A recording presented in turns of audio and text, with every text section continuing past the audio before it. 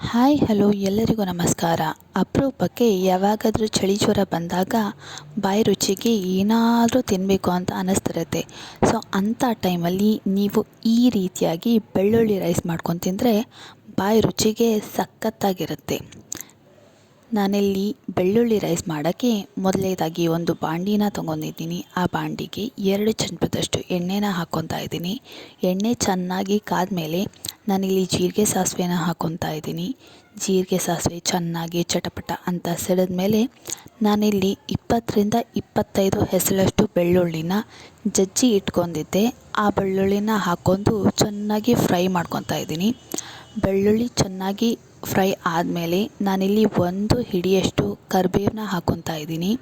ನಾನು ಕರಿಬೇವನ್ನ ಕೂಡ ಚೆನ್ನಾಗಿ ಫ್ರೈ ಮಾಡ್ಕೊತಾ ಇದ್ದೀನಿ. ಕರಿಬೇವು ಚೆನ್ನಾಗಿ ಫ್ರೈ ಆದಮೇಲೆ ನಾನಿಲ್ಲಿ 1 ಹಿಡಿಯಷ್ಟು ಕೊತ್ತಂಬರಿನ ಹಾಕ್ಕೊತಾ ಇದ್ದೀನಿ. ನಾನು ಕೊತ್ತಂಬರಿಯನ್ನು ಕೂಡ ಚೆನ್ನಾಗಿ ಫ್ರೈ ಮಾಡ್ಕೊತಾ ಇದ್ದೀನಿ. ನೀವಿಲ್ಲಿ ನೋಡ್ತಿರ್ಬೋದು, ನಾನು ಎಲ್ಲವನ್ನು ಚೆನ್ನಾಗಿ ಫ್ರೈ ಮಾಡ್ಕೊತಾ ಇದ್ದೀನಿ. ಕೊತ್ತಂಬರಿಯನ್ನು ಕೂಡ ನಾನು ಚೆನ್ನಾಗಿ ಎಣ್ಣೆಯಲ್ಲಿ ಫ್ರೈ ಮಾಡ್ಕೊತಾ ಇದ್ದೀನಿ.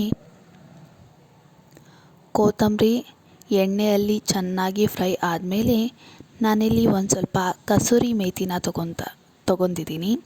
ನಾನು ಕಸೂರಿ ಮೇಥಿಯನ್ನು ಚೆನ್ನಾಗಿ ಫ್ರೈ ಮಾಡ್ಕೊತಾ ಇದ್ದೀನಿ. ನೀವಿಲ್ಲಿ ನೋಡ್ತಿರ್ಬೋದು, ಬಾಂಡಿಯಲ್ಲಿ ನಾನು ಕಸೂರಿ ಮೇಥಿನ ಹಾಕಿದೆ. ಕಸೂರಿ ಮೇಥಿಯನ್ನು ಕೂಡ ನಾನು ಚೆನ್ನಾಗಿ ಫ್ರೈ ಮಾಡ್ಕೊತಾ ಇದ್ದೀನಿ. ನೀವಿಲ್ಲಿ ನೋಡ್ತಿರಬಹುದು, ಎಲ್ಲ ಚೆನ್ನಾಗಿ ಫ್ರೈ ಮಾಡ್ಕೊತಾ ಇದ್ದೀನಿ.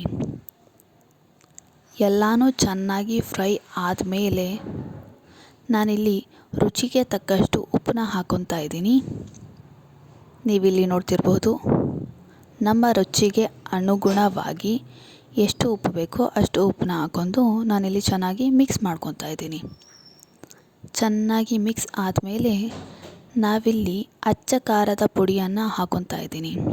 ನೀವಿಲ್ಲಿ ನೋಡ್ತಿರ್ಬೋದು, ನಿಮ್ಮ ಖಾರಕ್ಕೆ ಅನುಗುಣವಾಗಿ ನಿಮಗೆ ಎಷ್ಟು ಖಾರ ಬೇಕೋ ನೀವು ಅಷ್ಟು ಹಾಕ್ಕೋಬೋದು. ನಾನು ಅಚ್ಚ ಖಾರದ ಪುಡಿ ಹಾಕೊಂಡ್ಮೇಲೆ ಚೆನ್ನಾಗಿ ಎಲ್ಲ ಮಿಶ್ರಣವನ್ನು ಮಿಕ್ಸ್ ಮಾಡ್ಕೊತಾ ಇದ್ದೀನಿ. ಎಲ್ಲ ಮಿಶ್ರಣ ಚೆನ್ನಾಗಿ ಮಿಕ್ಸ್ ಆದಮೇಲೆ ನಾನಿಲ್ಲಿ ಗ್ಯಾಸ್ನ ಆಫ್ ಮಾಡ್ಕೊತಾ ಇದ್ದೀನಿ. ನಾನು ಆಲ್ರೆಡಿ ಅನ್ನನ ಮಾಡಿಟ್ಕೊಂಡಿದ್ದೀನಿ. ಅದೇ ಅನ್ನನ ಇದಕ್ಕೆ ಮಿಕ್ಸ್ ಮಾಡ್ಕೊತಾ ಇದ್ದೀನಿ.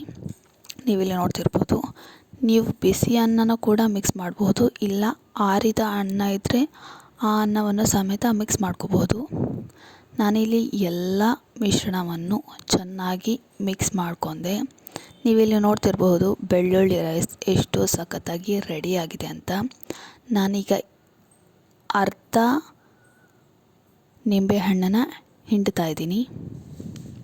ನೀವಿಲ್ಲಿ ನೋಡ್ತಿರ್ಬೋದು, ಬೆಳ್ಳುಳ್ಳಿ ರೈಸ್ ಎಷ್ಟು ಸಖತ್ತಾಗಿ ರೆಡಿಯಾಗಿದೆ ಅಂತ. ಈಗ ಅರ್ಧ ಹೋಳು ನಿಂಬೆಹಣ್ಣನ್ನು ಹಿಂಡಿ ಆದಮೇಲೆ ಅದನ್ನು ಕೂಡ ನಾನು ಸಂಪೂರ್ಣವಾಗಿ ಮಿಕ್ಸ್ ಮಾಡ್ಕೊತಾ ಇದ್ದೀನಿ. ನೀವಿಲ್ಲಿ ನೋಡ್ತಿರ್ಬೋದು, ಬೆಳ್ಳುಳ್ಳಿ ರೈಸ್ ರೆಡಿಯಾಗಿದೆ ಅಂತ. ನೀವು ನಿಮ್ಮ ಮನೆಯಲ್ಲಿ ಇಷ್ಟೇ ಚೆನ್ನಾಗಿ ಬೆಳ್ಳುಳ್ಳಿ ರೈಸ್ನ ಮಾಡ್ಕೋಬಹುದು. ನೀವು ಈ ರೀತಿಯಾಗಿ ಬೆಳ್ಳುಳ್ಳಿ ರೈಸ್ನ ಮಾಡ್ಕೊಂಡ್ರೆ ಮತ್ತೆ ಮತ್ತೆ ತಿನ್ನಬೇಕು ಅಂತ ಅನ್ನಿಸ್ತಾನೆ ಇರುತ್ತೆ. ನನ್ನ ವಿಡಿಯೋ ನಿಮಗೆ ಇಷ್ಟ ಆದಲ್ಲಿ ಲೈಕ್ ಮಾಡಿ, ಶೇರ್ ಮಾಡಿ, ಕಮೆಂಟ್ ಮಾಡಿ, ಸಬ್ಸ್ಕ್ರೈಬ್ ಮಾಡ್ಕೊಳ್ಳಿ. ಹಾಗೆ ಪಕ್ಕದಲ್ಲಿರೋ ಬೆಲ್ ಐಕನ್ನ ಪ್ರೆಸ್ ಮಾಡಲು ಮರೆಯದಿರಿ.